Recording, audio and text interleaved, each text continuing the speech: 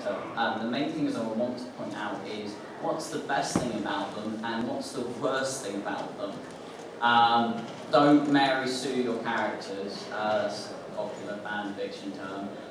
The reason why is that people love assholes. I write, besides the steampunk thing, a gay comic about the gays. It actually makes up like 40% of my income, holy crap. But the most well-loved character is a knob, really, and the more knobbish I make him, the more like, oh yeah. It is people hate perfect people because they're hard to live up to, they're annoying as fuck, and everyone else has a perfect life, you just want to stab them in the face. So make your character flawed, give them something horrible about them. Another thing I want to point out is, would you have fun being that character? Back when I started doing steampunk stuff, I was a bit like, I am a nerdy man, I make nerdy man costumes, and I realised for me, cons were a time I wanted to be a bit more interesting, a bit less like Tad who does not leave his room, to a Tad who is totally interesting, yo. So, would that costume be comfortable is also a big thing to think about. Because you're designing yourself, you can make it less retarded. I do a lot of cosplay armor, which has super magical floating pixie thing. I have like this one set of armor that actually gives me like track mark bruises on my arms the day afterwards. They don't design it very well. Now, the other one is, can you make that costume? Now, I'm all about aiming high, but sometimes it's better to start with something you know you can make, and then just challenge yourself a little bit more to go a little bit harder, and then build it up. Most people have steampunk costumes, they don't all like turn up one day like, yeah, all of this, just made it right now, for this con. People do that with cosplay, but because steampunk is something you wear, what you can do is turn up with a basic outfit and then slowly add bits to it over time. It doesn't have to be like a massive first time thing, you can always improve, always change things. Now, give them a name. I like naming things. I use lots of puns and bad references. We have a character called War and Peace, who is our weapons specialist, who is actually a pacifist. Again, give them a flaw, like a blind pilot. Always goes left. For example, this is Cogsworth. He actually did a thing at Ame last year. You may have seen it, you may have not. I don't think I'm that popular. This is played by someone else. Where do they come from? They come from Russia. What do they have? A job do they have? Captain of the ship. How do they get that job? It's very important to think about, what qualifications they have. Cogsworth stole this ship. What's the best thing about them? They're quite fun, What's the worst thing? They're really, really stupid. I mean, people look at that. We have a lot of people who think Cogsworth is actually very scary. If you meet him in person, yeah, seriously.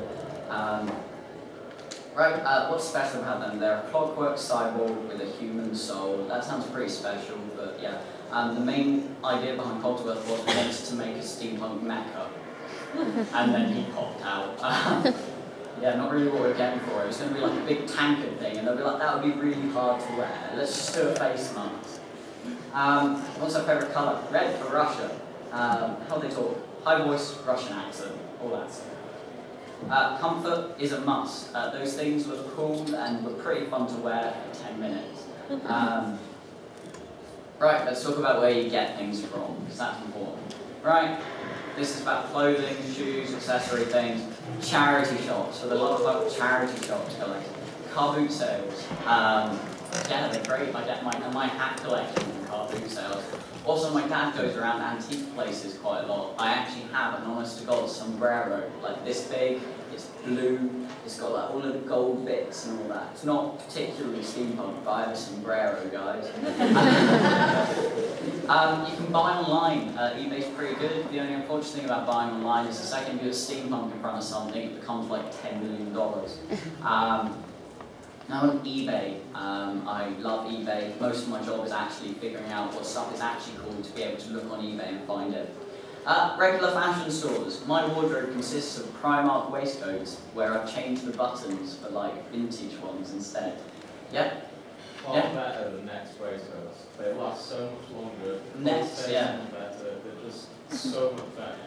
It's, no, I understand. It's, my problem is because I'm so tiny, a lot of fashion stores don't actually cater to my size. I either have to go to Moss and spend like £100+ on a suit, and Primark and spend 30.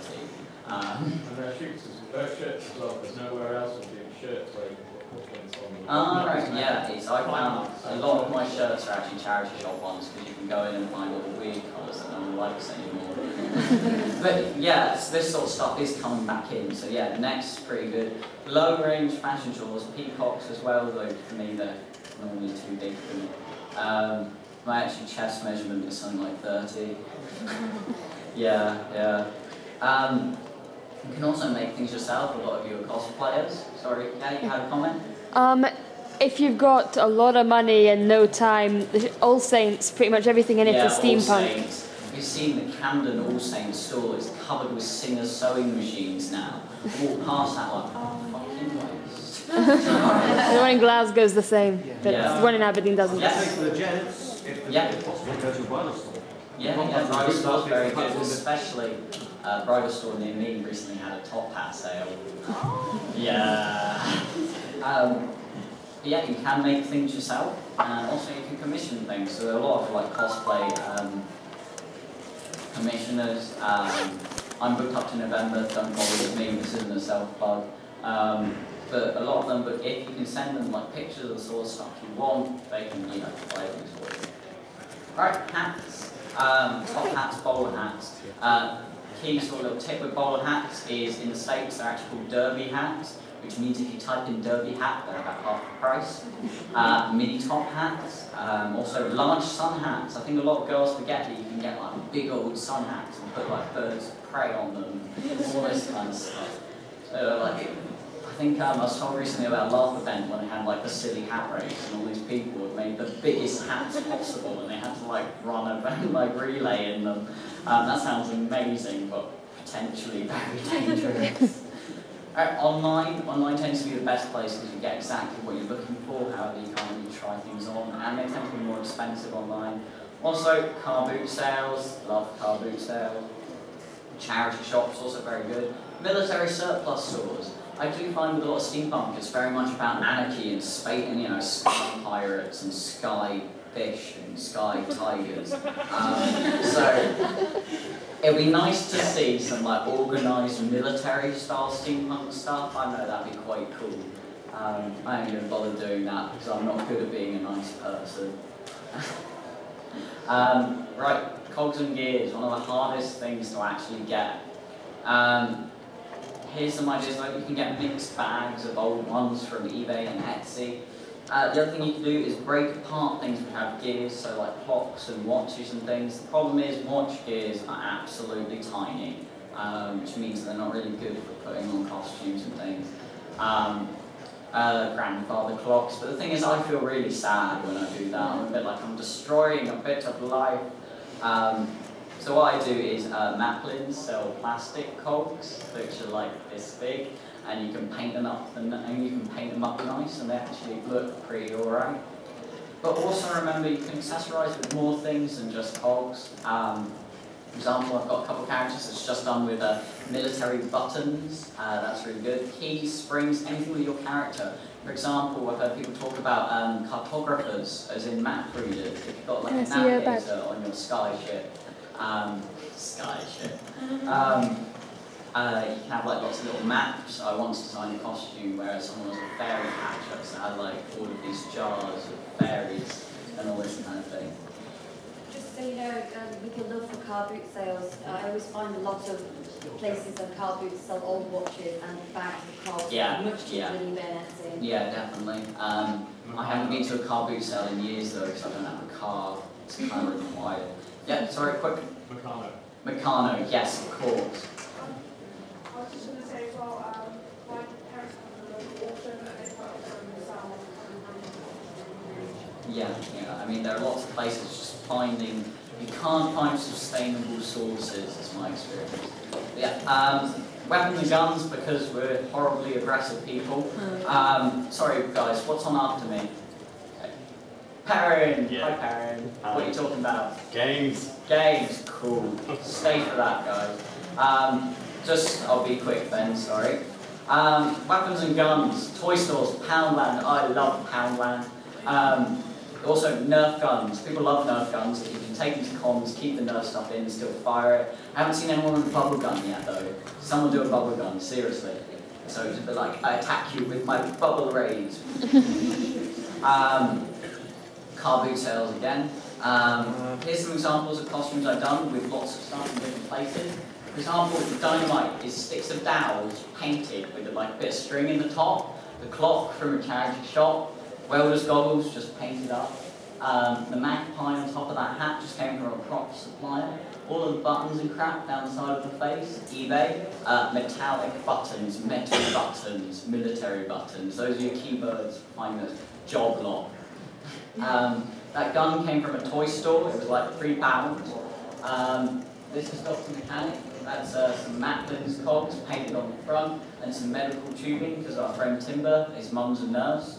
So yeah, just a quick one, painting plastic things, because it's actually a little bit harder than people think. Right, remove stuff like made in China, doesn't look authentic.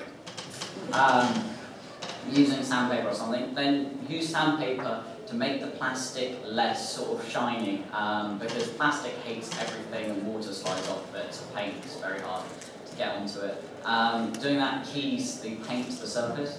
Then black primer paint. I tend to paint anything that's going to be metal black first, because what you find is then if you dry brush acrylic over the top of that, all of the little nooks and crannies will stay black, which means you get more of a weathered look.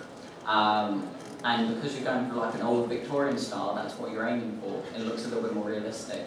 If you're not too sure how to dry brush, what I really recommend doing is going to like Games Workshop, buy a little model, and they show you how to do things for the price of the little model. I don't like Games Workshops because one near me I queued to buy my black primer paint and my purity seal because they have some fantastic paint, and then they ignore me for those non-paying customers who want to play their games.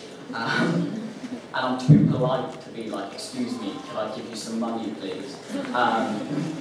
But yeah, the other thing you do is after you paint it is to age it a little bit with black acrylic. The other thing is shoe polish. My Crystal Siegfried costume, all blue shoe polish used to age it a bit because it's just pigment trapped in wax. And then seal with a clear acrylic spray, because the thing is about once you painted something with acrylic, what you'll find is it's got this weird sticky texture, and if you have two guns and you put them next to each other, what tends to happen is the paint will break away or it'll scratch things.